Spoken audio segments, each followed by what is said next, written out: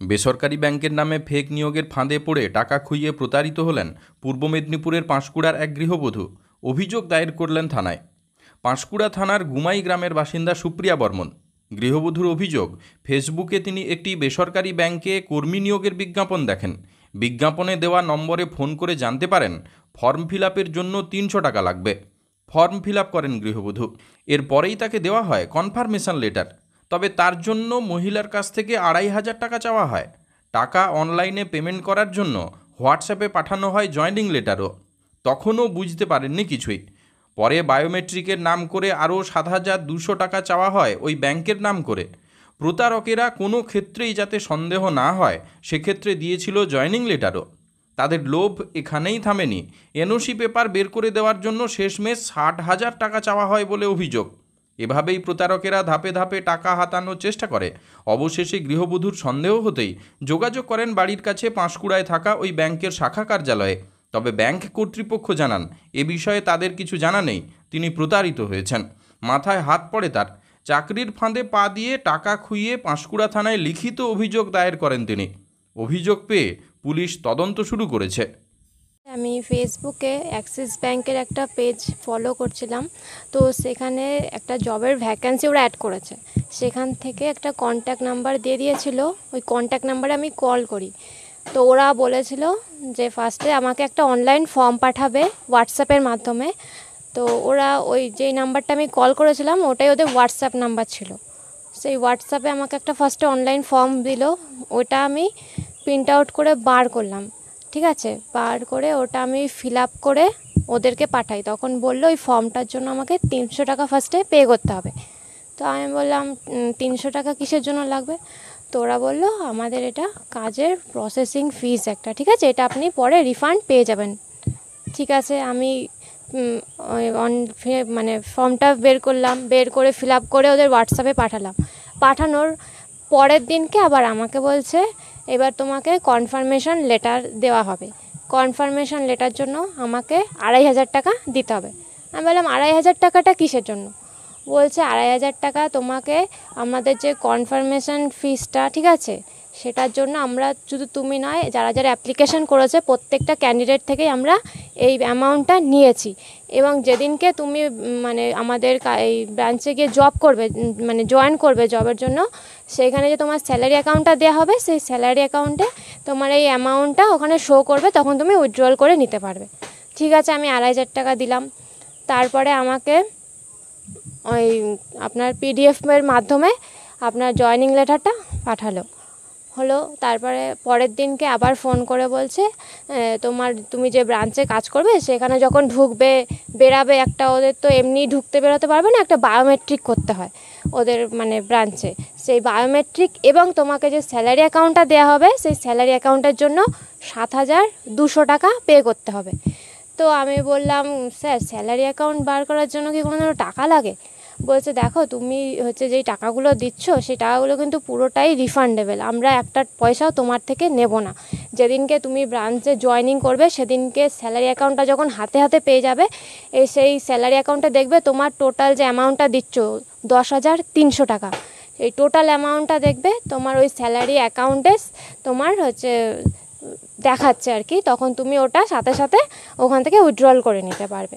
তারপর না আমার কিছুটা খটকা লাগলো যে ব্যাংকে কাজ করতে গেলে কি কোনো টাকা পয়সার ব্যাপার আছে?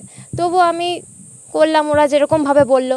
করার পর আমার তারপরের দিন রাত্রিরে, সেদিনকে রাত্রিরে যেদিনকে আমাকে জয়েনিং লেটারটা পাঠানো হয় সেদিনকে রাত্রিবেলায় আমাকে প্রলয় সাহা রয় নামে ওদের ব্রাঞ্চের নাকি সে এরিয়া ম্যানেজার, আমাদের মেদিনীপুর ডিস্ট্রিক্টের এরিয়া ম্যানেজার, তো উনি আমাকে ফোন করলো ওরকম নাম দিয়ে।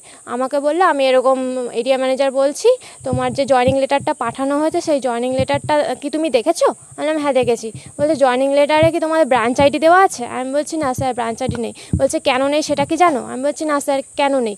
তখন বলছে আমাদের এখানে যে ঘাটাল ইউনিয়ন আছে, ইউনিয়ন থেকে আমার পেপারসগুলো আটকে রেখেছে, সেজন্য জন্য ওর একটা বিগ অ্যামাউন্ট মানে আমার থেকে চাইছে, সেটা কত, টোটাল 60,000 টাকা।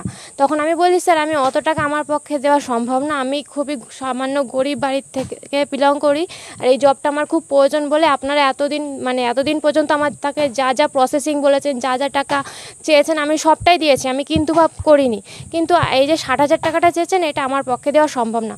কিছু ঘটনা ঘটছিল, কোথাও কি সন্দেহ বোধ হয়েছিল?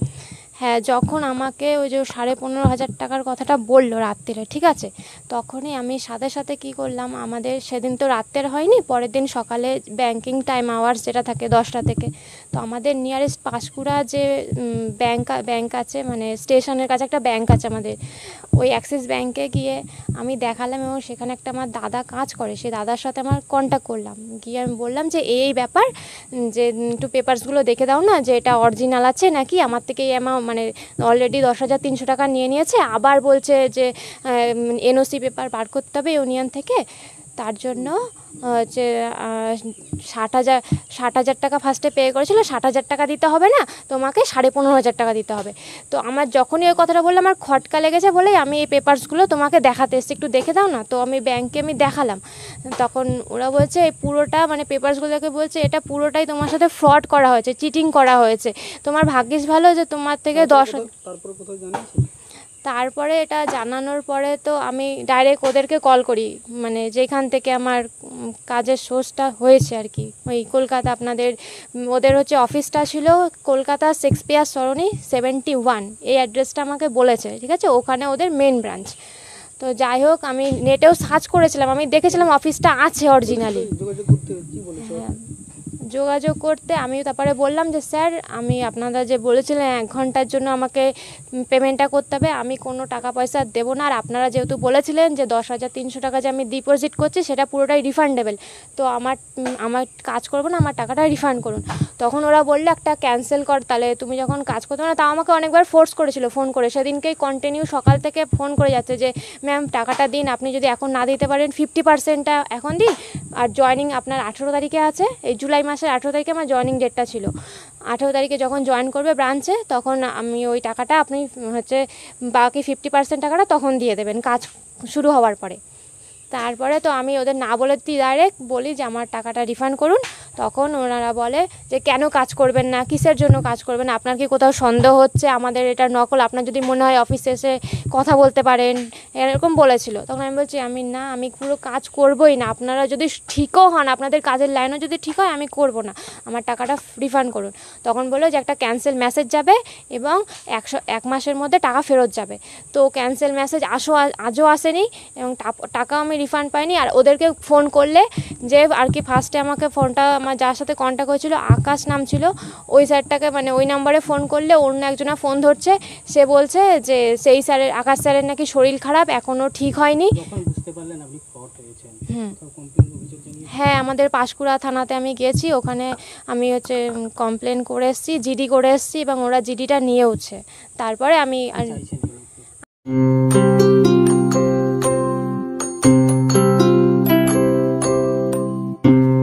na na na na na